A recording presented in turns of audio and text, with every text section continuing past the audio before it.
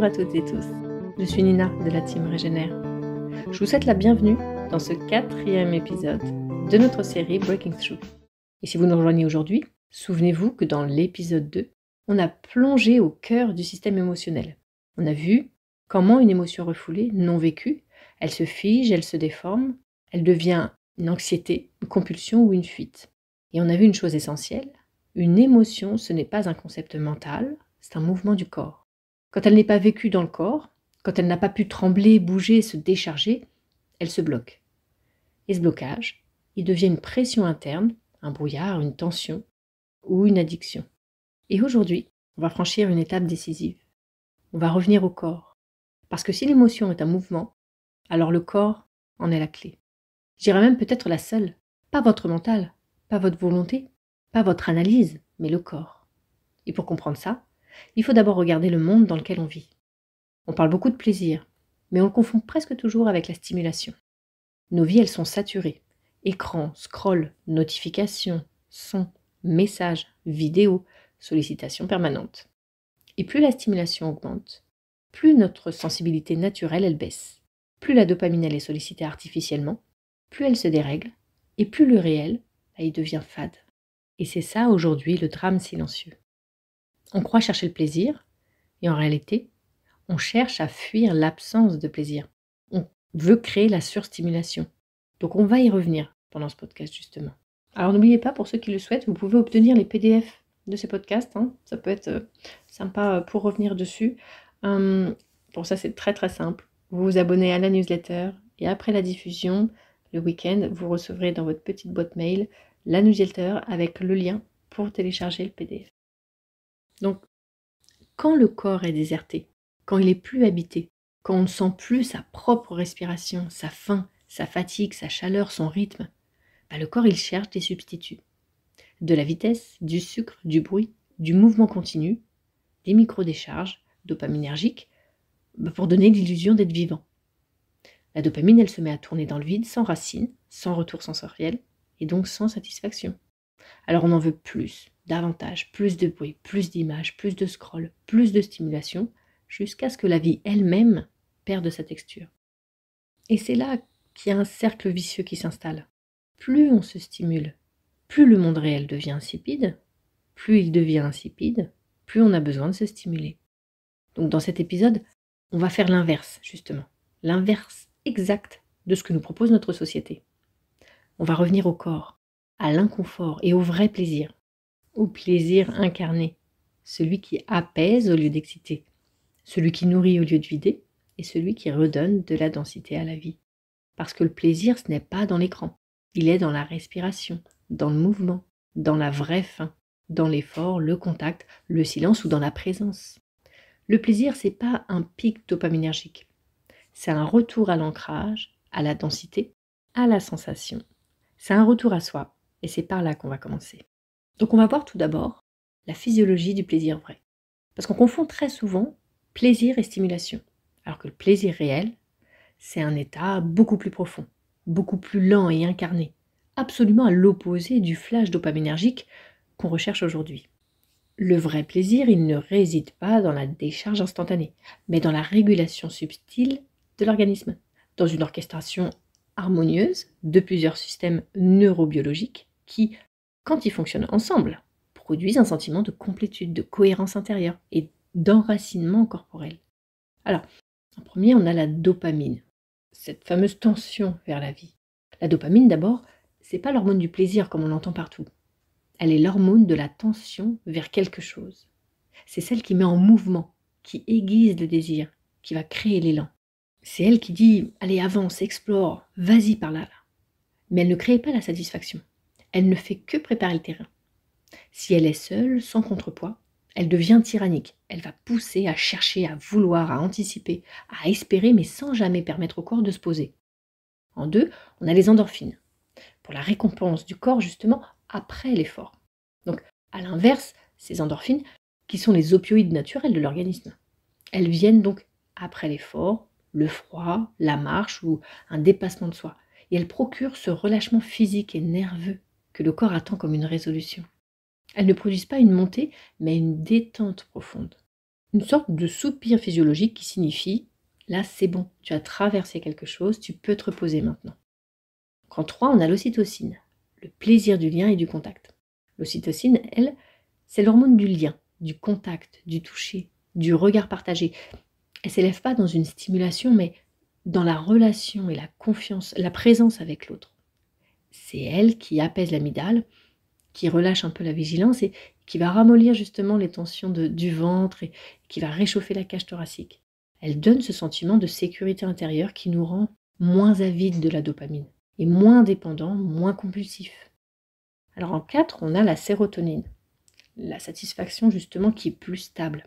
Parce que la sérotonine, c'est la pierre angulaire de la stabilité et de la cohérence interne. Elle ne crée pas l'excitation, mais un état de satisfaction tranquille, presque silencieuse. Elle apporte la sensation d'être bien, d'être à sa place et en harmonie avec soi-même et avec le moment présent. Elle surabonde lorsque le rythme de sommeil il est stable, lorsque la lumière du jour elle nous est suffisante et lorsque le corps bouge régulièrement. Lorsqu'il y a un sentiment de sens, en fait, d'utilité et d'alignement. Sans sérotonine, la dopamine, elle s'emballe et elle cherche que des pics. Avec elle, tout se relâche, tout se recentre et se stabilise. Et quand ces systèmes travaillent ensemble, justement, lorsque la dopamine, les endorphines, l'ocytocine et la sérotonine fonctionnent de concert, quelque chose de très particulier se produit. Le corps, il cesse d'être en quête de remplissage, parce qu'il se sent déjà plein. Le plaisir cesse d'être un pic isolé et il devient un état intérieur continu, un fond stable de bien-être, une quiétude sereine.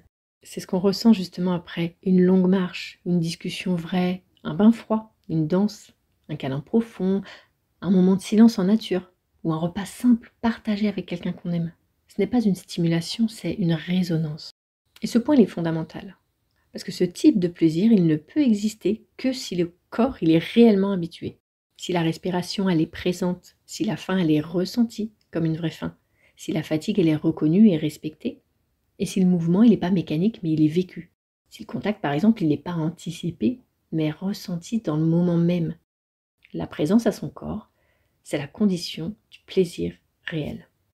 Et lorsque le mental prend toute la place, lorsque l'image remplace la sensation, et lorsque la stimulation remplace l'ancrage, alors le système du plaisir il se désynchronise. La dopamine, elle s'emballe toute seule. Les autres molécules s'effondrent, et ce qu'on appelle plaisir, ça devient uniquement une fuite, une tentative désespérée d'échapper à l'absence de sensation. Le plaisir, le vrai, celui qui apaise et nourrit, c'est donc jamais dans la performance ni l'accumulation de stimuli. Il réside entièrement dans la sensation, dans ce retour au corps, dans cet enracinement en fait qui transforme le quotidien en expérience vivante, dense et réelle, pas virtuelle. Alors, deuxièmement, on va voir un petit peu la fuite du déplaisir. On va revenir sur ce qu'on disait en introduction, parce qu'on a là aussi un concept fondamental essentiel à comprendre. On croit chercher le plaisir, mais en réalité, on cherche à fuir l'absence de plaisir que crée la surstimulation. Et c'est l'un des mécanismes les plus mal compris de notre époque. On pense aimer ce qui nous stimule, on pense rechercher la satisfaction, et on croit courir après le plaisir. Mais en fait, physiologiquement, ce n'est presque jamais ce qui se passe. Ce qu'on appelle plaisir, c'est, dans la majorité des cas, qu'une tentative de compenser l'effondrement artificiel du plaisir naturel. Un effondrement créé par la surstimulation elle-même. Et c'est paradoxal. Plus on cherche le plaisir, moins on y a accès. Et moins on y a accès, plus on cherche à se stimuler.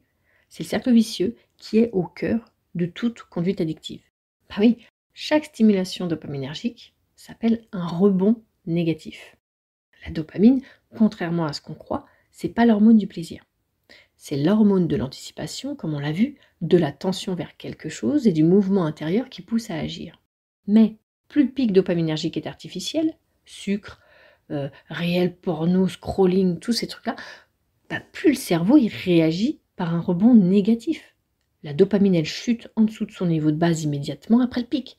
Et c'est un mécanisme d'homéostasie. Le cerveau, lui, il tente de protéger ses neurones de l'excès de stimulation. Et le résultat, le plaisir ressenti, il est minime et très bref, tandis que la baisse ensuite, elle est beaucoup plus forte et plus durable. C'est donc pas le plaisir que l'on cherche à retrouver, c'est l'absence de plaisir que l'on tente de fuir. Aussi, deuxièmement, on a la recherche de plaisir qui devient en fait une fuite du déplaisir. Parce que quand la dopamine, elle chute sous son niveau normal, le cerveau interprète cette baisse comme un signal négatif. Malaise, irritabilité, le vide, inconfort, on ressent une tension interne, une sensation de manque. Alors on croit vouloir encore du chocolat, encore une vidéo, encore un verre, encore un scroll, pour en fait retrouver du plaisir. Alors qu'en réalité, on cherche juste à supprimer la douleur interne provoquée par la stimulation précédente. Et c'est pas un choix conscient, c'est un réflexe biologique. La dépendance commence là. Non pas dans la recherche de plaisir, mais dans l'incapacité justement à tolérer le creux qui suit le plaisir artificiel. Et donc, plus il y a de stimulation, moins le monde réel nourrit. Ah oui, avec la répétition de stimulation artificielle, le cerveau s'adapte. Les récepteurs dopaminergiques, ils diminuent, la sensibilité naturelle, elle s'effondre, les plaisirs simples, ils deviennent fades, les émotions, elles deviennent floues, et le corps ne répond plus.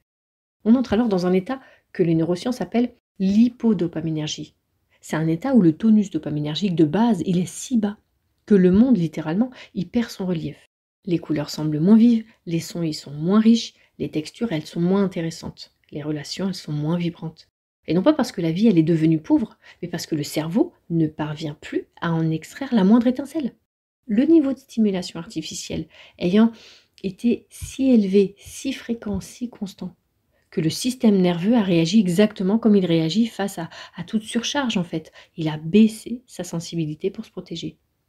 Et c'est ici que survient un phénomène central dans les conduites addictives et dans la dépression moderne, l'anédonie. L'anédonie, c'est pas seulement le manque de plaisir, c'est l'incapacité à ressentir le plaisir, même lorsqu'il est présent. C'est un état où le cerveau il n'arrive plus à convertir l'expérience en récompense. Une promenade, ça ne fait plus rien, une conversation, ça glisse sur soi, la musique, elle ne nous touche plus, la nature, elle nous émeut même plus et la tendresse ne réchauffe plus. Le monde, il n'est pas vide, c'est le système nerveux qui est débranché de lui. Ce n'est pas la vie qui est fade, c'est la chimie cérébrale qui a perdu son calibrage. Et dans cet état, les plaisirs naturels, marcher, cuisiner, parler, aimer, contempler, créer, ça donne plus rien. Le cerveau ne les sent même plus.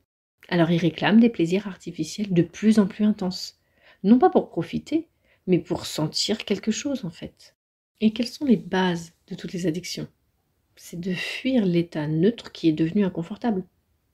En physiologie, c'est très simple. Si le niveau de base de dopamine chute trop bas, l'état neutre devient douloureux. Être simplement là, respirer, ne rien faire ressentir, ça devient insupportable.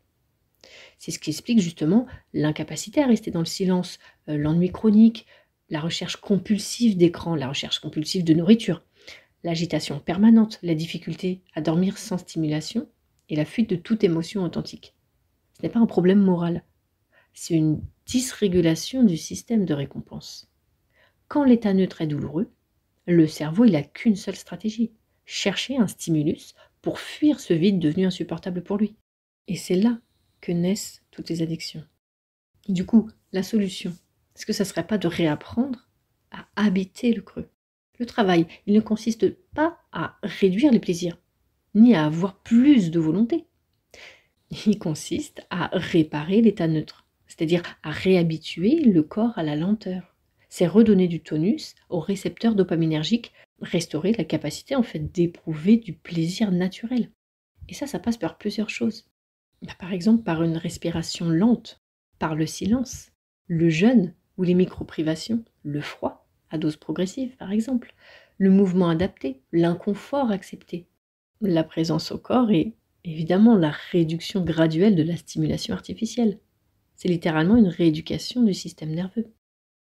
Alors, troisièmement, on va voir comment réapprendre à sentir. Redevenir vivant, c'est redevenir sensible. Et redevenir sensible, c'est pas chercher plus de sensations, c'est réhabiliter la capacité de les percevoir. Mais pour sentir vraiment, il faut accepter de traverser ce que l'on a passé des années à éviter, c'est-à-dire l'inconfort, la chaleur qui dérange, le froid qui saisit, la faim qui tire légèrement le ventre, la solitude qui expose, la fatigue qui nous alourdit. Ce sont ces seuils psychologiques, modestes mais réels, qui, justement, rouvrent la voie sensorielle. Pas pour souffrir, mais pour redonner au système nerveux son amplitude. Avec la surstimulation chronique, ce système nerveux, il perd cette amplitude. Il devient comme un instrument dont toutes les cordes elles auraient été tendues au maximum, incapable de vibrer aux nuances fines. En clair, trop de stimulation, ça le rend sourd. Les signaux subtils, comme par exemple la respiration qui s'approfondit, l'air frais qui va brûler les narines, la tension agréable d'un muscle qui va travailler, la faim vraie qui revient, tout ça, ça ne passe plus. Alors, sans nuance, on cherche la solution dans plus fort, plus vite, plus intense, comme si la quantité pouvait remplacer la qualité. Mais plus on force, plus l'épuisement s'installe. Le vrai plaisir, celui qui nourrit et stabilise, il ne vient jamais dans l'excès. Il vient de la précision sensorielle, justement. Il vient du moment exact où on inspire et où le diaphragme descend, du goût exact de la faim avant de manger, de la chaleur exacte d'un rayon de soleil sur la peau, et du frisson exact du vent qui passe dans le cou. C'est le retour à la finesse, au microsensoriel, au tangible. Un corps rebranché, il n'a pas besoin de chercher loin. Il trouve sa nourriture dans le réel immédiat. Cette réhabilitation du sensoriel, c'est aussi une réhabilitation du réel. On ne ressent plus ce que l'on imagine ou ce que l'écran projette, mais ce que le corps traverse ici et maintenant. On cesse de vouloir une vie spectaculaire pour retrouver en fait le pouvoir d'être touché par des choses simples. La faim, elle retrouve son goût. La fatigue, elle retrouve sa fonction. Et le mouvement retrouve sa joie. Et le silence retrouve toute sa densité. Nietzsche disait « Aimer ce qui est, c'est aimer la vie telle qu'elle se donne, sans filtre. » Aimer la vie sans filtre, ce n'est pas aimer seulement ce qui est confortable. C'est aimer la réalité dans sa texture brute, sa chaleur et son froid, ses creux et ses pleins, ses limites et ses possibles. Revenir au corps, c'est exactement ça. C'est se réconcilier avec la réalité, celle que l'on ressent directement, avant les pensées, avant les écrans et avant la fuite. Et c'est seulement à ce moment-là que la sensibilité renaît, que la dopamine, elle se recalibre et que le plaisir naturel redevient possible. La satisfaction d'une vie simple et naturelle, elle est déjà le signe que le système nerveux a retrouvé son amplitude. Quatrièmement, on va voir un petit peu comment décrocher la stimulation artificielle. Les réseaux sociaux, la pornographie, le sucre, les séries, les notifications, le scroll interminable. Tout ça constitue un écosystème de dopamine instantanée, où chaque interaction, un like, une image, un message, un bruit, ça déclenche une micro-décharge. Et ces micro-décharges répétées n'ont l'air de rien, mais chacune d'elles va élever imperceptiblement le seuil du plaisir, c'est-à-dire la quantité de stimulation nécessaire pour ressentir quelque chose. À mesure que ce seuil y monte, le quotidien y perd de sa saveur. Le réel y devient terne, le système nerveux il s'habitue à des intensités artificielles et il ne répond plus aux nuances simples de la vie ordinaire. Ce point il est fondamental. La dopamine de la récompense virtuelle n'a aucune contrepartie corporelle. Oui, il n'y a pas d'effort musculaire, il n'y a pas d'ajustement respiratoire, pas de variation thermique, pas de contact, pas de mouvement. Le système dopaminergique il s'active mais sans le corps. Le circuit reste fermé dans le cerveau, sans feedback sensoriel venant réguler, calmer ou équilibrer. Et c'est exactement ce qui crée la sensation que la vraie vie est fade. Le corps ne participe plus. Le plaisir, il est devenu purement cérébral, déconnecté du système sensoriel. L'expérience ne descend plus dans la chair, elle ne se traduit plus par un changement de posture, de souffle, de tension musculaire, d'émotion incarnée. Le cerveau y surstimule, mais le corps y reste immobile, figé. Et cette dissociation, justement, elle finit par créer une forme de vide existentiel, d'anédonie, d'impression que rien ne touche vraiment. Pour retrouver le plaisir vrai, il faut rééduquer le système dopaminergique. Et cette rééducation commence par un geste simple, mais exigeant. Désaccoutumer le cerveau à la facilité. Il ne s'agit pas de répression, mais de recalibrage. Il faut accepter l'ennui, le silence, ce moment où rien ne se passe. Il faut accepter l'impatience, le vide intérieur, parce que c'est précisément dans ce vide que les récepteurs dopaminergiques se réinitialisent et que la ligne de base remonte. C'est là que la sensibilité revient. La neurobiologie, elle est très claire. Une période même brève de rééducation de la stimulation artificielle, c'est-à-dire diminution des écrans, ralentissement du rythme, silence sensoriel, des temps sans le téléphone, tout ça, ça suffit à abaisser le seuil dopaminergique et à restaurer la capacité à percevoir les plaisirs naturels. Mais il faut accepter de traverser ce vide et cet inconfort. Et ça, à part vous, personne ne peut prendre la décision et agir. Lorsque ce seuil redescend, tout redevient savoureux. Le goût d'un aliment simple, la lumière d'un matin froid, la densité d'une respiration profonde ou la chaleur d'une présence, et la paix aussi du silence. Alors, pour celles et ceux qui ont déjà jeûné, vous le savez parfaitement. Souvenez-vous de la première bouchée après la sortie du jeûne. C'était peut-être une simple pomme, un fruit banal, sans préparation particulière. Et pourtant, elle était extraordinaire. Et pas parce que la pomme, elle était magique, mais parce que vos sens étaient redevenus capables de la percevoir. Chaque fibre avait un parfum. Chaque nuance de sucre, chaque micro-sensation vous traversait avec une intensité incroyable. La rareté avait aiguisé la sensibilité. Et la sensibilité avait rendu la simplicité magnifique. Cette expérience est dit tout. Le plaisir ne vient pas de ce que l'on multiplie, mais de ce que l'on réapprend à sentir. C'est exactement ce que détruisent les écrans et la surstimulation moderne.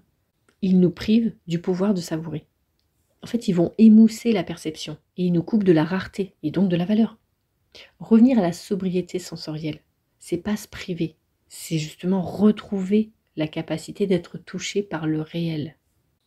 Alors, cinquièmement, on va voir les sources de dopamine. La douleur, l'effort, l'inconfort, qui sont les vraies portes du plaisir. Quand on parle de dopamine, on pense souvent au shoot, à la montée, à ce petit éclair interne qui nous pousse à recommencer. Mais la dopamine naturelle, celle qui stabilise la vie, la motivation, l'élan vital, n'a rien à voir avec ces décharges instantanées. La vraie dopamine, c'est le fruit d'un engagement du corps, jamais d'un raccourci. Elle va naître d'un effort, d'un frottement avec le réel et d'une traversée de l'inconfort. Parce que physiologiquement, ce qui ancre la dopamine dans votre système nerveux, ce qui lui donne une valeur durable, ce n'est pas le stimulus, mais le mouvement qui y mène. Dans le vivant, la récompense a toujours été précédée d'une tension, d'un effort et d'une dépense d'énergie. Le plaisir n'était jamais séparé du monde physique. Si on veut un petit peu détailler, le mouvement, même lent, même doux, il réactive les circuits naturels de la dopamine, celles qui circulent dans les circuits sensorimoteurs et non pas dans la boucle de dépendance. Le simple fait de mettre un pied devant l'autre, de respirer en marchant, de laisser le rythme cardiaque s'accélérer légèrement, de reconnecter le cerveau à la boucle naturelle, ça donne quoi? Effort égale récompense physiologique. On a le froid aussi. Un jet d'eau froide, une douche écossaise, une exposition brève et volontaire, ça va déclencher une montée massive de noradrénaline et ça rétablit la vigilance, la clarté, le tonus vital. Le froid, c'est un des outils les plus puissants pour recalibrer le système dopaminergique parce qu'il propose un inconfort intense, mais sans danger, et une mini-hormèse qui réveille la vie. On a la faim aussi, la vraie faim, pas la privation punitive. On augmente la sensibilité dopaminergique avec ça. Le jeûne, même court, est l'un des resets les plus puissants du plaisir. On l'oublie, mais la dopamine, c'est pas uniquement la molécule de la récompense. C'est aussi celle de la quête. Quand la faim revient, la dopamine, elle retrouve sa fonction ancestrale, guider le vivant vers ce qui le nourrit et pas vers ce qui le stimule. On a le silence aussi, le silence sonore, visuel, digital, qui permet au système limbique de se réguler. La surstimulation chronique, elle maintient le cerveau en état de vigilance permanente. Le silence, lui, à l'inverse, il va libérer les circuits internes qui manquaient d'espace pour se rééquilibrer. C'est dans le silence que la neurochimie descend, se stabilise et se réorganise. Et on a aussi le contact. Le peau contre peau, chaleur contre chaleur, regard contre regard. Ça libère l'ocytocine, l'hormone du lien, de la confiance, de la régulation émotionnelle. Le toucher, c'est le premier langage du vivant, et il reste le plus puissant. Aucun écran ne peut reproduire l'intelligence du contact. Et ces points, ils sont fondamentaux. Tout ce qui fait du bien à long terme demande une traversée. Il n'existe aucun plaisir profond qui ne soit précédé d'un léger inconfort. C'est physiologique, pas psychologique. La dopamine naturelle n'est pas celle qu'on reçoit. C'est celle qu'on mérite. Celle du corps qui vit réellement, qui s'implique, qui transpire, qui tremble parfois, qui s'ouvre à l'inconfort sans se trahir. La dopamine artificielle, celle qui tombe du ciel, du numérique, elle ne construit rien. Elle consomme vos ressources internes sans rien rendre en retour. Lorsqu'on dépasse la peur de l'inconfort, on redécouvre une vérité simple. Le plaisir n'est pas dans l'instantanéité, mais dans l'intensité incarnée. En conclusion, tout se résume à une chose, une décision. Pas un souhait, pas une envie, pas un « ouais, il faudrait que… » Non, une vraie prise de position intérieure. Décider de rompre avec la facilité, parce que la facilité vous tue à petit feu, et décidez d'arrêter de vous anesthésier, d'en finir avec cette existence tiède, scrollée, stimulée, mais jamais vraiment vécue.